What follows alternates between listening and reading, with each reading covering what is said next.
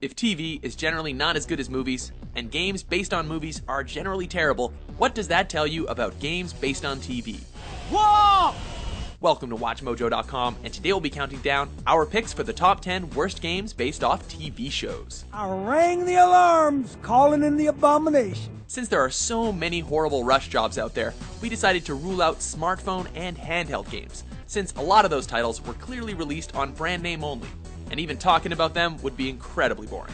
Assuming all of my residents are on top of their game. We also ruled out game shows, since most of these are quiz-based and need to pull off a minimal amount of gameplay to succeed, although reality TV is fair game. Man, this job is getting too dangerous. Number 10. The Simpsons Wrestling.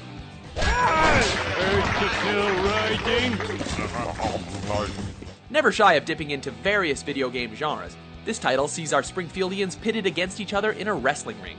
I'm the bee's knees, if you please. The prospect of laying the smackdown on Flanders is certainly appealing, but the positives stop with the concept alone. Horrifying graphics and terrible collision detection combined with the incredibly limited moveset make this an insulting button masher not worthy of the beloved cartoon series. Number 9. Grey's Anatomy, the video game. But I can't deal with him growing up without a mother. I need you to make an effort. Who on earth thought that a medical drama show would work as a video game? Do these demographics even intersect at all? I don't think you're ready, Dr. Gray. Regardless, what we got was a jumbled mess of minigames and cutscenes that occasionally resembled a video game. Focusing on a new story centered around an outbreak at Seattle Grace, the game does achieve the feel of a Grey's episode. Nice and lewd, Alex. Yet, the bizarre cutscenes determined wholly by unrelated minigames seriously detract from the Trauma Center style gameplay. And considering that's the closest thing you get to actual gameplay, that's saying a lot. Number 8. Game of Thrones. I've betrayed. I've murdered. I've lost everything. Boasting a story worthy of George R.R. Martin's fantasy epic, this RPG exists as a parallel to the events unfolding on the small screen, and it even links up with iconic characters from the series. There is no middle ground. Unfortunately, that's where the parallels end. Essentially, everything else is poorly executed. I understand your pain. The character models and sloppy animation sorely let down what truly was an innovative plot. The gameplay is also boring and repetitive, leaving die-hard fans and casual gamers alike feeling let down by a title that promised so much and delivered so little. Number 7. Lost, Via Domus. Via Domus. That's Latin. It means the way home. With the show itself being such a lightning rod for polarizing opinions, it was always likely that a video game adaptation would be similarly divisive. Question is, what kind of man are you? Its plot will make little sense to anyone but die-hard Lost fans, and the gameplay is not nearly immersive enough to appeal to a wider audience. Get this, there's a gun that you can use in the game, but you only ever shoot 3 bullets the whole time. And if you think the iconic characters can save this mess, you're up for disappointment. I'm just trying to keep up with you, sweetheart. Any authenticity is completely lost in the terrible impressions made by the stand-in voice actors. They like to go trotting off into the jungle to play superheroes. Number 6. American Idol. I thought you were astounding. What a wonderful voice. It perhaps might not be a surprise that a singing game that isn't actually based on your ability to hit the right notes wasn't successful, but apparently somebody thought that it would be a good idea. So here I am. We were instead given a rhythm-based title that looks rushed to market. The graphics make the judges look hideous, and the lack of direction makes the whole show look boring. Oh my gosh.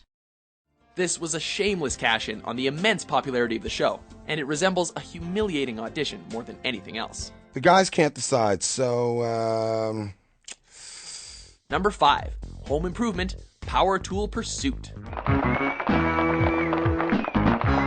This is one of the most bizarre games on this list, if not in the history of games. For those of you who missed it in the 90s, Home Improvement was about a family man who hosted a home repair show. It certainly did not feature dinosaurs, or ancient temples, or ghosts, or giant spiders. In fact, almost all of the endearing elements of the show were completely abandoned in this utterly random 2D platformer that was surely never right for a video game adaptation. To sum this up in Tim the Toolman Taylor's own words, Number 4, Doctor Who, Return to Earth. A 4? I'd hate to be on board during a 1. Shall we hop into the TARDIS and go back in time where this game was never invented? That would probably be for the best. Sounds like we need to take a closer look. You read my mind. Even for a title on the Nintendo Wii, the graphics are laughable and the gameplay concept even worse.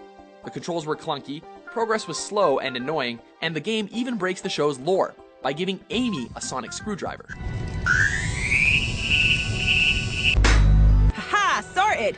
Despite Matt Smith and Kieran Gillian reprising their roles, even they can't save this unholy mess. It wasn't released in North America, and believe me, that's a blessing. Destroy the Doctor. Number 3, The Walking Dead, Survival Instinct. No, not the fantastic point-and-click adventure by Telltale, but rather the poorly rushed first-person shooter. You do get to play as badass redneck Daryl, voiced by Norman Reedus, complete with his cool-ass crossbow.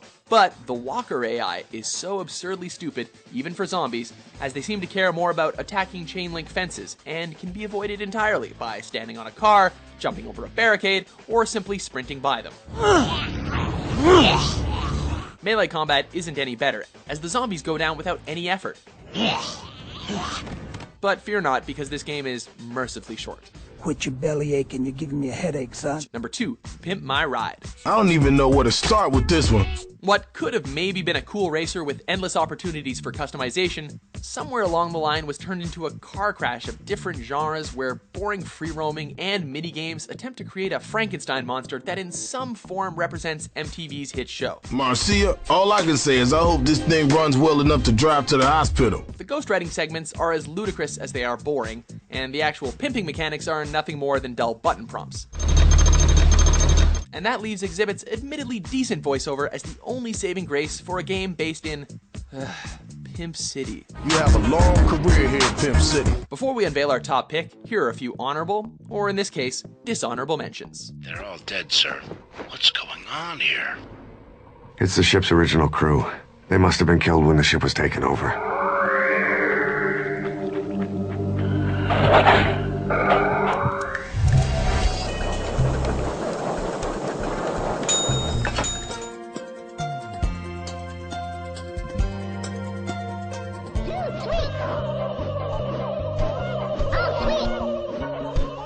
Number 1, Superman 64.